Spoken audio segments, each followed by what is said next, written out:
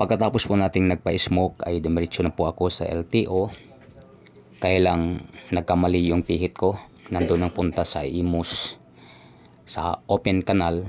Dahil lang buong akala ko ang lahat ng LTO sa ngayon ay na sila non-appearance. Pero ay hindi inokihan po ron. Kaya lang po dalhin ng yung sasakyan. Pumunta ako dito sa kung saan itong video na to, sa Bacoor City. Kasi noong nakaraang taon nagparehistro na rin po tayo nung Marso, non-appearance na po rito. Akala ko buong LTO. Kaya huwag kayong basta-basta pumunta kung saan LTO. Hindi pala nationwide yan na non-appearance. Baka pagdating nyo doon ay hindi rin nila okayhan.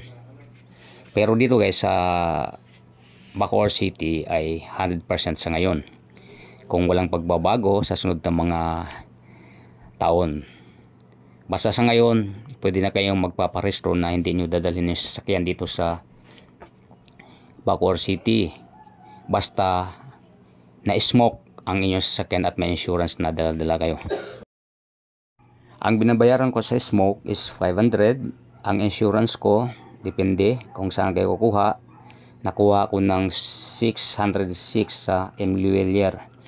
Tapos ang doon naman guys sa LTO, ang binabayaran ko sa L300 ko is 2,010 pesos. Yan, ihandaan nyo po yan kung halimbawa magpaparehistro po kayo.